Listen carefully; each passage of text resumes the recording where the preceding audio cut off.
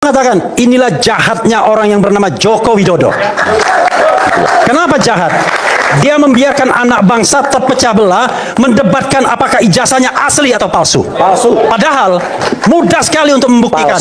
Kalau dia asli, tunjukkan itu. Tapi kalau palsu, jangan dipotong. Saya setelah ini pulang. Kalau dia palsu, maka banyak sekali jalan berliku dan lain sebagainya. Embos lah, inilah dan lain sebagainya. Padahal kalau dia seorang negarawan, kita tantang malam ini, tunjukkan ijazahnya yang katanya asli, yang sudah ditunjukkan di Polda Metro Jaya pada tanggal 15 Desember 2025. Undang press conference, undang Roy Suryo, undang Rismon Sianiper, undang semua pakar telematika dan digital forensik seluruh dunia ini untuk menyoroti itu dan kemudian mengadakan konferensi internasional membuktikan apakah yang ditunjukkan pada tanggal 15 Desember 2025 itu satu-satunya spesimen yang dianggap asli. Tidak ada spesimen lain yang dibilang asli kecuali spesimen itu, maka kita akan mendapatkan jawaban yang konkret.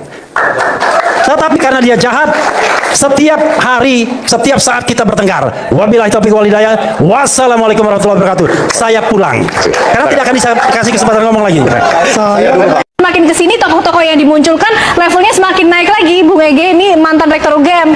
Ya, yang pertama saya selalu kalau bicara soal terlanjur di branding ijazah palsu ya. Walaupun sebetulnya mungkin saja proses sampai menuju ijazah itu yang dipersoalkan, bisa begitu kan? Tapi sudah terlanjur di branding ijazah palsu. Tapi saya selalu mau dengan gembira. Jadi waktu Anda sapa tadi saya senyum-senyum. Karena kalau kita di wisuda lagunya gembira. Gaudiamus igitur juvenes dum sumus. Artinya selagi Anda muda katanya bergembiralah. Waktu di wisuda kita kan relatif muda dong, ya kan? Setelah masa muda yang penuh keceriaan, setelah masa tua yang penuh kesukaran, maka tanah akan menguasai Anda. Saya mau ngomong filosofi begini, mestinya orang tuh gembira menunjukkan ijazahnya. Orang tuh gembira menunjukkan kapan dia ujian skripsi dan pengesahan skripsi maksud saya. Nah balik, karena ini belum ditunjukkan, akan ditunjukkan di pengadilan kalau diminta gitu ya. Walaupun lagu Gaudiamus tadi mengatakan enggak, tunjukin aja dengan penuh gembira. Saya malah nanti kalau mau diperpanjang saya bawa skripsi saya khusus malam ini ke TV One. Contohkan bagaimana. Bukan, saya ingin menunjukkan ini sebelum Anda dapat ijazah, kurang lebih inilah yang disampaikan oleh Profesor Sofyan Effendi, maka Anda harus ujian skripsi. Di bawah tahun 2023 begitu tuh. Di atasnya ada katanya proyek akhir dan lain-lain. Tapi nah pada waktu pelan-pelan saya tanya sesuatu. Ingat tanggal berapa ujian skripsi enggak ya? Lupa tanggalnya kan? Tempatnya ingat? Ingat dong. Ingat dong. Tempat ujian skripsi ingat ya? Tanggal lupa. Tapi kemudian kita ingat bahwa di situ ada tanda persetujuan skripsi atau tanda pengesahan skripsi ditandatangan oleh pembimbing 1. Kalau saya itu Edward Pari, ada tanggalnya. Pembimbing 2. Saya nggak hafal. Oh, sampai bawah. Saya bawa khusus kali ini. Maksud saya supaya selesai nih. Supaya selesai. Ya. Jadi ini saya ini tanda persetujuan skripsi. Panitia pembimbing skripsi tanggal 5 November 90, pembimbing 1 Edward Pari, 6 November 90, pembimbing 2 Mas Mamania, 12 November 90, kemudian Ketua Jurusan Ilmu Komunikasi Arinto Wati. Yang mau saya katakan adalah ini satu garis lurus. Kalau Anda pernah ujian skripsi, ya, lalu ada tanda pengesahan ujian skripsi, sesudah itu Anda dapat ijazah. Betul. Baru wisuda. Ya, prosesnya seperti itu. Nah, barangkali itu yang sedang dinyatakan dalam pernyataan-pernyataan Prof. Sofyan Effendi yang nggak tanggung-tanggung adalah mantan rektor, walaupun tidak pada kurun waktunya bukan itu. Nah, cuma yang menjadi menarik, ini yang pertanyaan kan tadi, menjadi menarik karena itu ditarik. Jadi pendapat ini kalau nggak ditarik nggak menarik. Dia menjadi menarik karena ditarik. Menentukan gerakan lintas aliansi adili koruptor disingkat Gladiator. Jokowi diyakini telah membuat kebijakan, peraturan, pembentukan undang-undang dan melaksanakan sejumlah proyek APBN secara otoriter, anti musyawarah, anti demokrasi, syarat PKN dan pendekatan politik sendik terhadap jumlah pimpinan partai. Hal-hal ini telah menjadi sebab Jokowi masuk daftar pemimpin terburuk kedua di dunia tahun 2004 versi OCCRP. Selama berkuasa, Jokowi diyakini telah bekerja sama dengan oligarki hitam melakukan kejahatan luar biasa. Kategori state corporate crime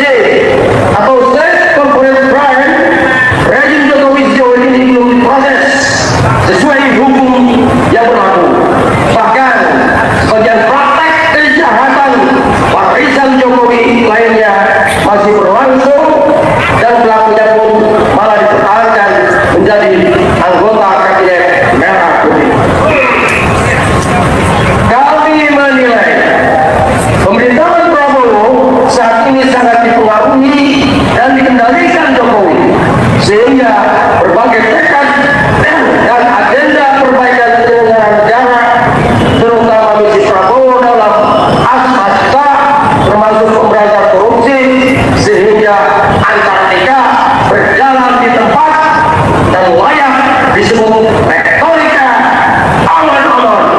Padahal lagu jantan ICC dapat dianggap musuh rakyat, negara, dan kepolisian sehingga layak dihukum mati. Sehubungan dengan hal yang kami menuntut agar satu, pemerintah KPK Kejaksaan dan Polri mengangkat dan mengadili mantan Presiden Jokowi dan sejumlah menteri kabinet Jokowi terindikasi korupsi, KKN seperti Nasi Makarim, Yakut, Khalil Romas, Budi Karya Samadi, dan lain-lain. Lanjutkan, Mas.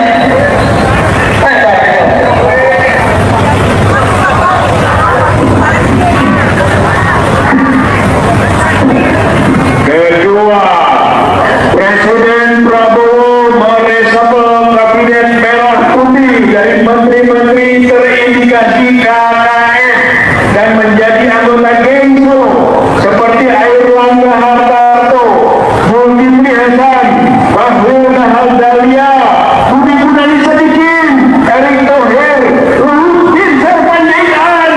Kenapa Jokowi tidak berani tunjukkan ijazahnya? Karena dia harus jaga popularitasnya dia dengan ijazah ini. Kalau benar kan makin populer dong. Ya enggak juga, selesai juga kan? Ya.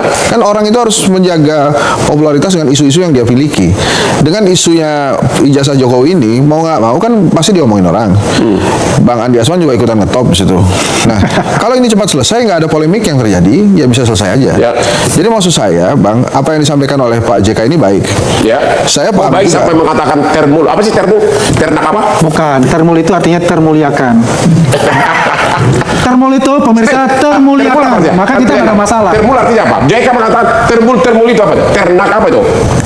Kalau dari Bang Andi Aswan mengartikannya termuliakan ya, mungkin. Kalau menurut umum melihat ya ini saya belum ini, tapi rata-rata kita melihat itu Ternak Mulyono. Saya nggak tahu. Ternak siapa? Ternak Mulyono.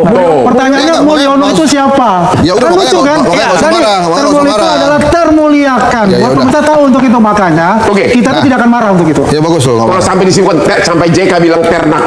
Iya, karena ada yang disinggung kan. Maksud Ya. saya begini, Pak JK mengatakan hal yang baik menurut saya. Sudah Ya. kalau memang asli tunjukkan saja, karena bangsa ini terlalu capek. Ya. Antara JK dan Pak Jokowi kan sebetulnya dua sahabat yang sama-sama tokoh bangsa. Ya. Jadi harusnya saran Pak JK itu juga dijawab oleh Pak Jokowi juga sebenarnya dengan baik-baik saja. Kalau kenapa JK sampai bilang kan gue yang bawa lu ke Jakarta gitu loh? Nggak wajar saja kalau ada sebuah hal baik dan sukses kan pasti semua orang ingin juga ingin juga Ya. dibilang Kan berpartisipasi. bisa aja mereka komunikasi. Berarti hubungannya udah retak dong. Nggak, kalau retak sih nggak, komunikasi jarang mungkin ya. Ya. Gitu ya. Jadi maksud saya hal ini harusnya lebih menarik lagi. Kenapa? Karena ini seperti didiamkan saja. Jadi dianggap bukan sebagai sebuah isu yang penting. Tapi kalau buat media, isu ini menaikkan rating luar biasa. Ya. Kang Hotman, kalau saya bahas isu tentang ijazah Jokowi di YouTube saya, Hendri Satrio Official itu, sebagai pengawal politik ternama itu memang penontonnya banyak. Ya. Jadi memang isu ini menyedot perhatian cuma gara-gara pengen dengerin ini asli atau tidak gitu. Menurut Selama ini kan kita ketahui Pak Jokowi selama jadi pejabat negara dan pejabat publik itu kan tidak pernah hadir di persidangan.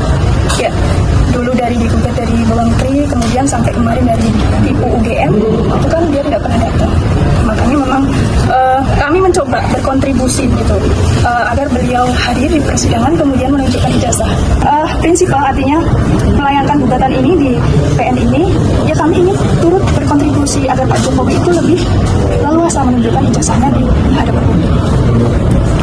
Nah, kalau pihak penggugat mendalilkan bahwa sikap Pak Jokowi tidak memperlihatkan ijazah kepada publik maupun memperlihatkan selama dalam persidangan itu dianggap perbuatan melawan hukum, ya tentu saja kami tidak sependapat. Karena di dalam putusan yang selama ini diperiksa dan diadili baik yang diajukan oleh Bambang Trimulyono yang ada di PN Jakarta Pusat maupun oleh Saudara Dr. Muhammad Taufik termasuk Topan Hakim dan Bangun Sutoto, sama sekali tidak ada amar putusan pengadilan yang menghukum atau memerintahkan kepada Pak Jokowi. Ya, halo teman, kembali lagi bersama saya di channel ini. Kita sudah menyaksikan teman-teman cuplikan video yang sangat menarik. Dan tentu teman-teman, sebelum kita bedah lebih dalam isu panas hari ini, jangan lupa untuk berikan komentar kalian dan subscribe channel ini agar teman-teman tidak ketinggalan informasi menarik yang kita sampaikan. Nah, teman-teman, di cuplikan video kali ini kita melihat teman-teman sejarah mencatat sebuah momen yang sangat mengejutkan dan bisa dibilang menjadi sejarah baru dalam dunia hukum dan politik tanah air. Ya, di mana teman-teman ruang sidang mendadak gempar dan penuh sesak oleh pengunjung. Ya, di mana sebuah rahasia besar yang selama ini ditutupi akhirnya mulai terkuak setelah munculnya seorang saksi kunci yang sangat ditunggu-tunggu. Nah, teman-teman semua, menariknya saksi ini bukanlah seorang pejabat ataupun politisi, melainkan seorang pembuat dokumen percetakan berpengalaman puluhan tahun dari kawasan Pasar Pramuka, Jakarta. Ya, teman-teman semua, di hadapan majelis hakim, saksi yang biasa disebut Bapak S, ya, ini memberikan pengakuan yang bikin bulu kudu merinding. Ya, di mana teman-teman di bawah sumpah ia dengan lantang menyatakan, "Yang mulia hakim, saya datang dengan sini untuk jujur. Ijazah yang dipegang Joko Widodo itu saya yang buat di tempat saya di Pasar Pramuka." Ya, ia mengaku sangat mengenali hasil karyanya sendiri dan menegaskan bahwa dokumen tersebut dicetak di Jakarta, bukan keluaran asli dari UGM Yogyakarta. Ya, teman-teman, kronologinya begini. Yang pertama, pesanan tahun 2013, saksi membeberkan bahwa sekitar tahun 2013 menjelang Pilpres, ada seseorang yang membawa contoh ijazah lama UGM dan meminta dibuatkan dokumen yang sangat mirip dengan imbalan uang muka yang besar. Yang kedua, teman-teman, ciri khas cetakan. Nah, saksi menjelaskan detail kertas khusus yang digunakan serta nodahi tinta kecil di sudut kiri bawah Alkitab mesin cetaknya sendiri, sebuah ciri khas unik yang hanya diketahui olehnya. Selanjutnya, teman-teman, adanya keganjalan forensik. Nah, di sini yang memperkuat kesaksian ini adalah hasil laboratorium forensik. Ahli menyebutkan bahwa jenis kertas pada dokumen tersebut baru diproduksi tahun 2004 ke atas, padahal klaim lulusannya bertahun-tahun jauh sebelum itu. Ya, selain itu, teman-teman, tanda tangan dekan di ijazah tersebut diduga kuat merupakan hasil tiruan dari foto buku tulisan tangan langsung. Ya, teman-teman, mendengarkan pengakuan yang begitu terperinci dan didukung oleh bukti fisik bisa kertas cetakan yang disimpan bertahun-tahun oleh saksi, ya, kubu pembela pun hanya bisa bertunduk lesu dan tak mampu membantah lagi. Ya, hakim bahkan sampai menegaskan di persidangan bahwa dokumen tersebut merupakan barang bukti pemalsuan. Ya, teman-teman semua, dampak hukum dari peristiwa ini tentunya sangat fatal. Jika syarat percalonan terbukti menggunakan dokumen yang tidak sah, maka segala kebijakan, peraturan hingga keputusan hukum yang lahir selama masa jabatan tersebut bisa digugat dianggap cacat hukum. Ya, kejadian luar biasa ini memberikan kesan moral yang sangat mahal bagi kita semua, bahwa sehebat apapun kekuasaan menyembunyikan sesuatu, pada akhirnya kejujuran akan kebenaran akan menemukan jalannya sendiri untuk terungkap. Ya, teman-teman semua, bagaimana tanggapan kalian mengenai fakta-fakta persidangan yang mencengkangkan ini? Ya, teman-teman, mari kita berdiskusi secara sehat di kolom komentar di bawah, dan jangan lupa teman-teman untuk berikan atau share video ini ke teman-teman kita yang lain agar banyak yang melek akan politik. Ya, di sini juga teman-teman kita melihat di kolom komentar di bawah ada beberapa tanggapan-tanggapan netizen, dan mari kita lihat bersama teman-teman bagaimana perkembangannya.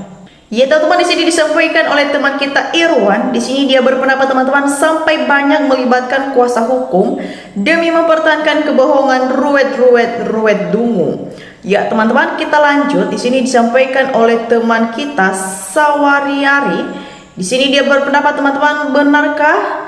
Jika benar, rakyat akan senang supaya drama nggak kepanjangan, situasi tidak selalu gaduh, umek hanya gara-gara satu orang. Ya, teman-teman, kita lanjut. Di sini juga teman kita Morgo Tumo memberikan tanggapannya. Segera tangkap Pak Hakim Jokowi. Itu jelas ijazahnya palsu. Dipastikan Jokowi tidak punya ijazah asli. Ya, teman-teman, Mulyadi memberikan tanggapannya. Pembela kebohongan tak ada satupun yang diseret ke meja hukum seperti Rektor UGM. Ya, teman-teman, kita lanjut. Disampaikan oleh teman kita Musli memberikan tanggapannya. Semoga menyala news benar-benar menyala sampai kapanpun dan tidak pernah padam karena kezoliman para pejabat biadab.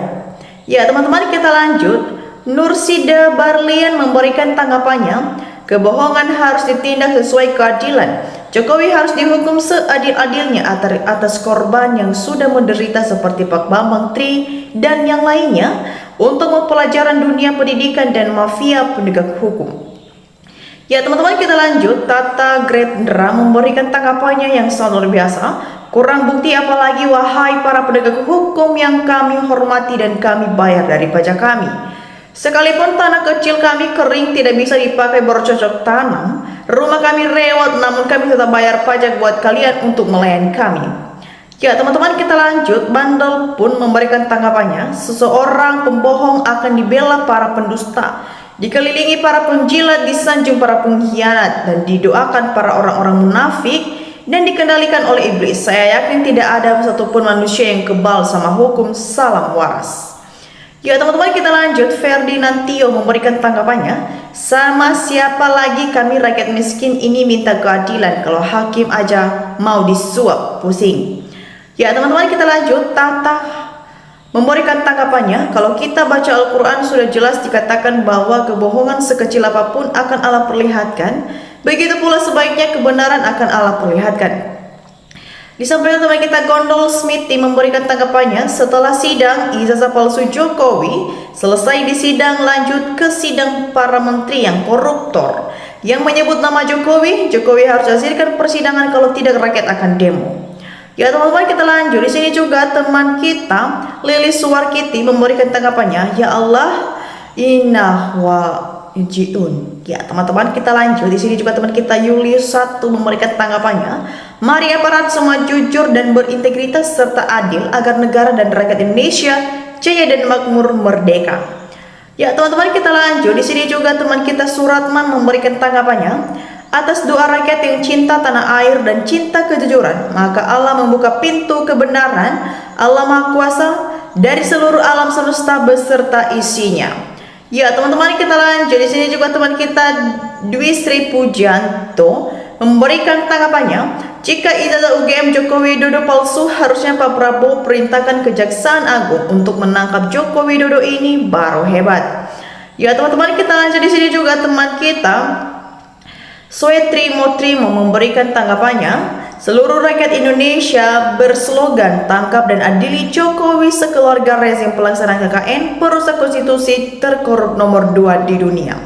Ya teman-teman, bagaimana tanggapan kalian mengenai isu polemik ini dan tanggapan teman-teman kita yang sudah kita dengar bersama? Jangan lupa teman-teman untuk berikan komentar kalian di kolom komentar di bawah. Dan demikian saja teman-teman untuk cuplikan video kali ini. Jangan lupa saksikan video berikutnya yang tak kalah menarik. Salam NKRI, harga mati.